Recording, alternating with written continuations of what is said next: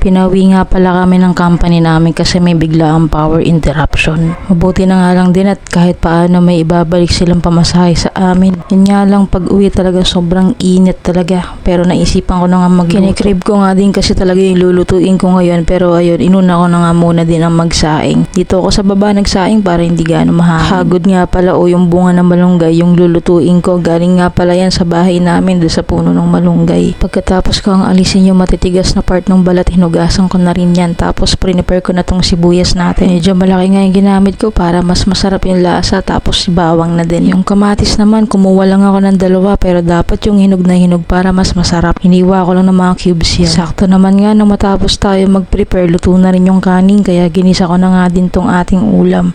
Medyo matipis nga pala tong ating kaserola kaya umuusok. Siyempre, unahin natin yung bawang at saka yung sibuyas. Lagi ko naman pinagsasabayan, tamad ako eh. Kapag bumabango na nga yan, ilalagay na natin dito yung kamatis. Bali, gigisa lang natin yan hanggang sa medyo lumambot na yung ating kamatis. Ito namang fresca sardines yung gagamitin natin. First time ko akong gumamit nito pero nagulat ako. 4 lang yung laman niya. Sana pala talaga nag-mega sardines na lang ako. Nilagay ko na nga pala agad dito yung ating hagod para sabay-sabay ng maluto yan. Tinimplahan ko lang ng konting asin para hindi tumabang at saka sangkatutak na paminta na rin tapos 1 cup ng water. Mekis mo nga lang yan saglit insan tapos after 5 minutes ayan na. Luto na yung ating ulam. Hindi ko nga alam kung anong tawag sa ulam na to basta lagi lang namin ginagawa yan sa hagod. Tara, kain tayo. Ito na yung niluto natin. So bali parang 2 kainan din siya. Mura rin na gastos.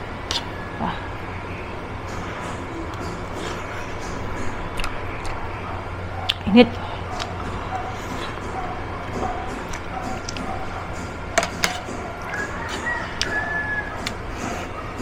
Dapat pala niluto ko siya dun sa non-stick na lang. Kasi dun sa kaserola, manipis lang yung kaya umusok.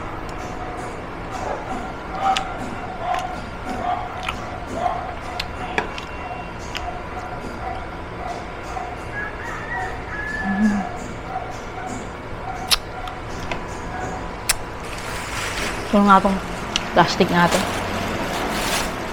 Para diretso basura na mamaya. Ito yung pinagbalatan ko ng malunggay din.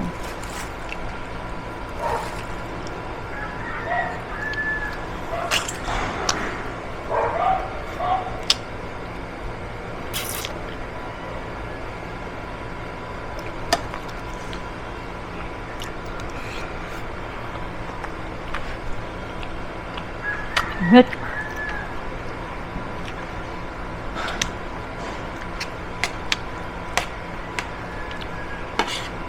Sarap po, diba?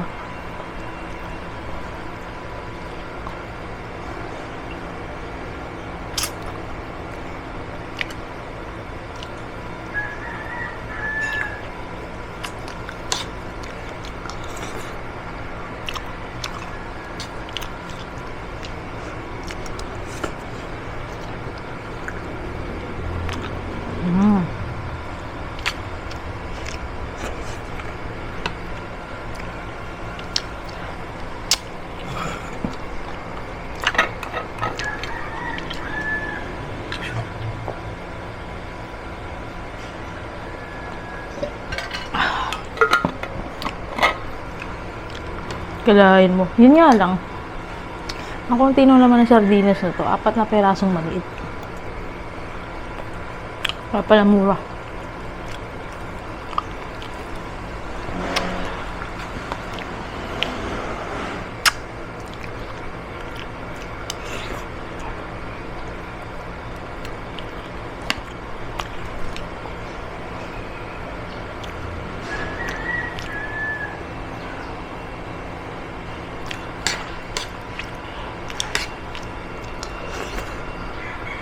Diba?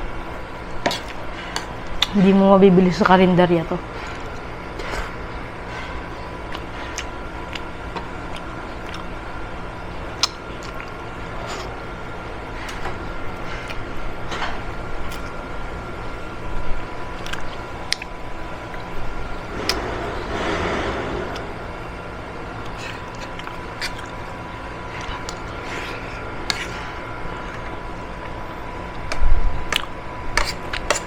Mahapon.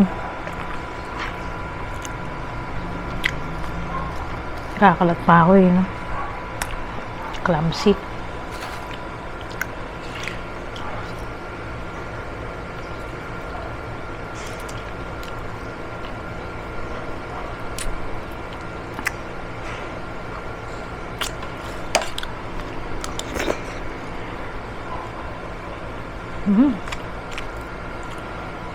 Sarap.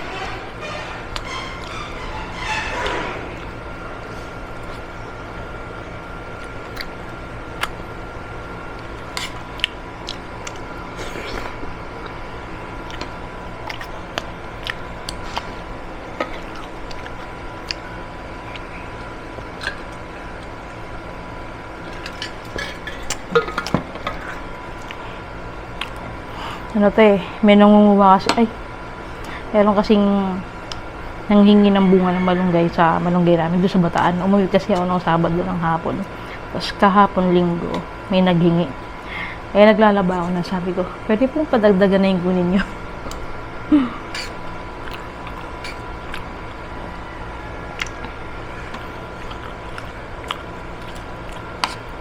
Nag-ulam na ako nito sa bahay, pero may bagoong. Ngayon naman may sardinas.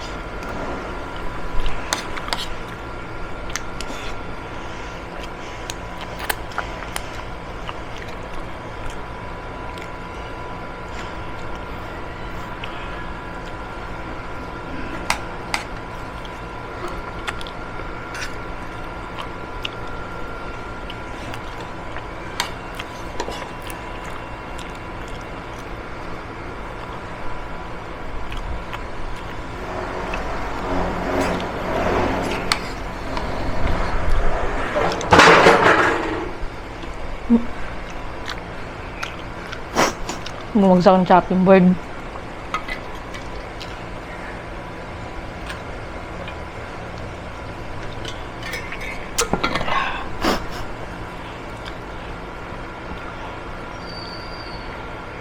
May nag-comment kasi kaya daw ako nagkakasakit. Unhealthy daw kayo nakain ko. Hindi naman laging ganun, day.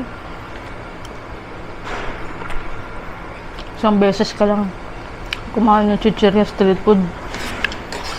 Unhealthy na daw.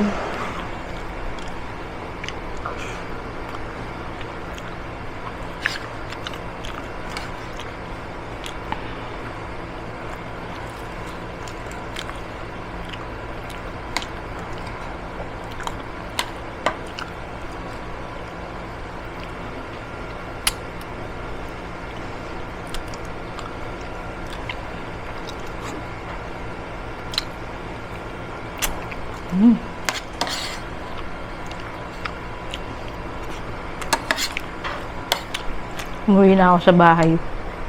Kalimutan ko pati magdalang tinder.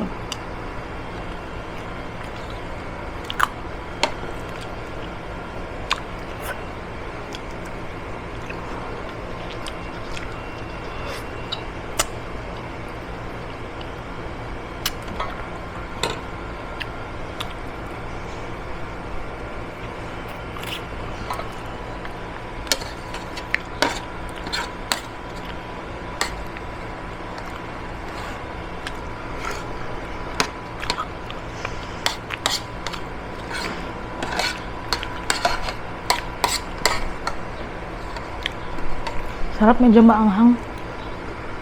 Dami din kasi ng paminta.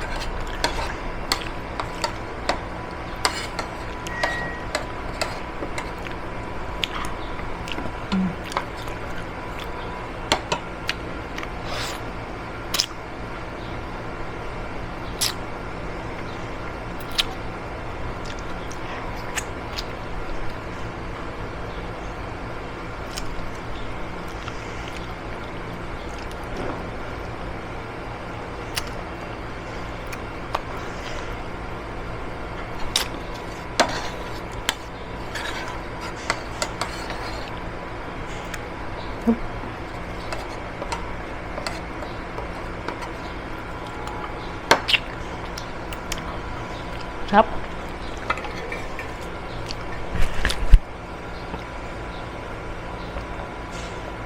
Tingnan nyo.